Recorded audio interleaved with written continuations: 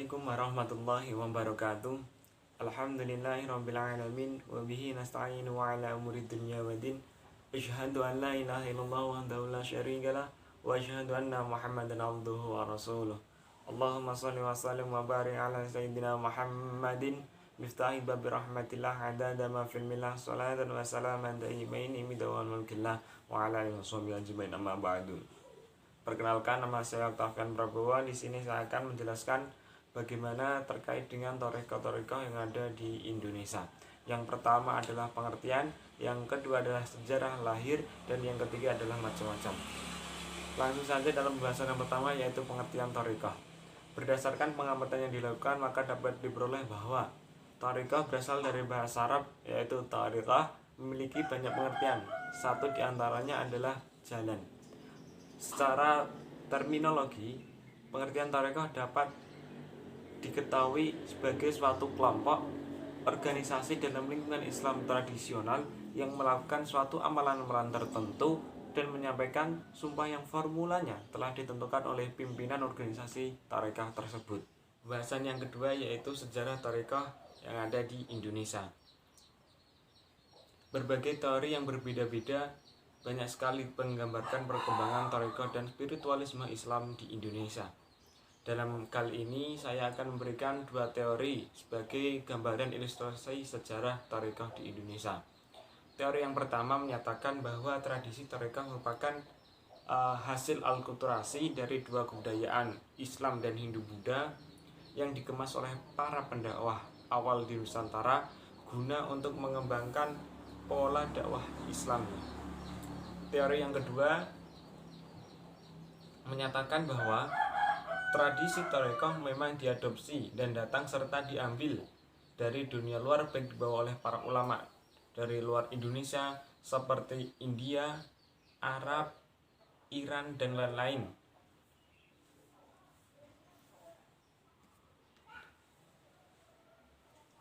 Atau ajarannya berasal dari berbagai daerah Islam di luar Indonesia kemudian dikembangkan oleh para ulama Indonesia. Kita bahas teori yang pertama tadi. Teori pertama disampaikan oleh Dr. Agus Sunyoto. Beliau menyatakan bahwa dakwah Islam yang berkembang di Indonesia sampai saat ini adalah bukti kecerdasan ulama terdahulu dalam mengemas metode penyebaran agama Islam. Para wali mengolah sedemikian rupa unsur-unsur budaya dan tradisi lokal hingga memuat nilai-nilai Islam seperti wayang, gamelan, selamatan, dan lain-lain.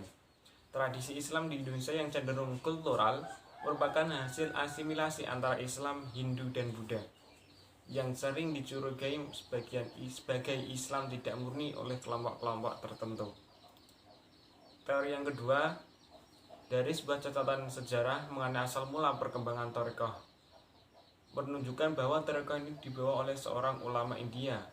Beliau Syekh Nuruddin Ar-Raneri yang diyakini tidak hanya menguasai satu jalan thariqah tapi juga menguasai thariqah yang lain.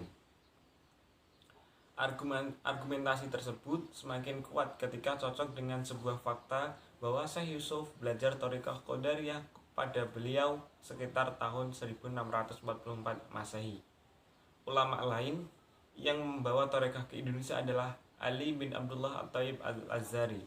Beliau adalah salah satu ulama dari Mekah yang menguasai berbagai disiplin ilmu syariat dan hakikat.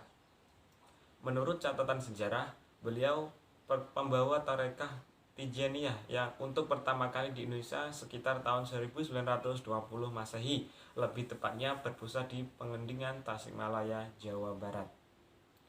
Berdasarkan asal dari kedua pembawa thariqah tersebut, maka dapat dipahami ada dua jalur yang dilalui thariqah yang berasal dari luar masuk ke Indonesia, yaitu jalur India dan jalur Arab Saudi.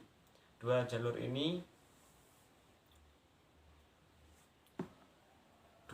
penyebaran ajaran thariqah tersebut oleh Martin van Bruisen dinamakan jalur Mekah dan Madinah. Menurut Bruisen, banyak jemaah haji dari Indonesia sepulang ibadah haji telah mendapatkan baiat atau sumpah setia pada sang guru pada sebuah tarekah tertentu. Bahkan, sebagian dari jamaah haji Indonesia di Daulat mendapatkan mandat dan ijazah untuk mengalirkan aliran tarekah tertentu di Indonesia. Alur sejarah yang seperti itulah yang membuat ulama Indonesia mengikuti ajaran tarekah melalui jalur Mekah dan Madinah. Di antara banyak ulama terkenal yang membawa ajaran tarekah pertama kali di Indonesia adalah Hamzah Fansuri, membawa tarekah Qadiriyah, dan Abdul Rauf Singkel tarekah Satariyah dari Aceh. Syekh Yusuf Al-Masari memperkenalkan tarekah Naskabandiyah dan Khalwatiyah di Banten dan Sulawesi Selatan. Syekh Ahmad Khatib Sambas bersama khilafahnya Syekh Abdul Karim membawa tarekah Qadariyah wa Naksabandiyah di Banten. Syekh Abdul Fattah membawa tarekah Ahmadiyah atau Idrisiyah pada tahun 1930-an di Jawa Barat. Syekh Abdul Somad Al-Falyambi membawa tarekah Samaniyah pada awal abad ke-20, dan Syekh Ismail dari Simbar Minangkabau yang memulai mengembangkan tarekah Khalidiyah di Indonesia pada tahun 1850-an. Perkembangan tarekat di Indonesia kemudian bergerak secara berkesinambungan dan dilanjutkan secara terus-menerus oleh para ulama tradisional yang lekat dengan pesantren.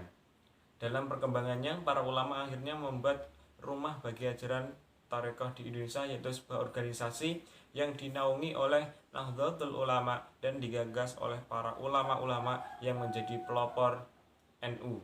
Di antaranya adalah Kiai Haji Wahab Hasbullah, Kiai Haji Bisri Sansuri, Kiai Haji Muslih, Kiai Haji Idam Khalid, Kiai Haji Maskur dan lain-lain. Organisasi Jamaah Ahlul Thariqah Al-Mutabarah atau Jatman bertujuan memberikan rambu-rambu keseimbangan antara pelaksanaan tasawuf atau spiritual dan syariat. Lanjut dalam pembahasan ketiga, yaitu macam-macam tarekat yang ada di Indonesia.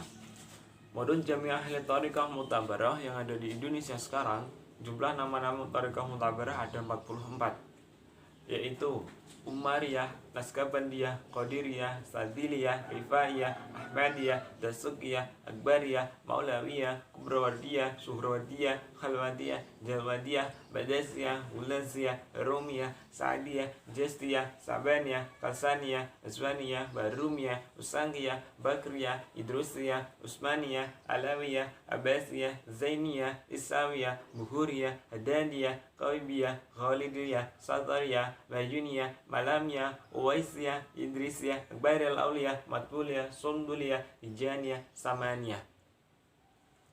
Sekian penjelasan dari saya. Semoga bermanfaat. Apabila ada kesalahan mohon maaf. Wassalamualaikum warahmatullahi wabarakatuh.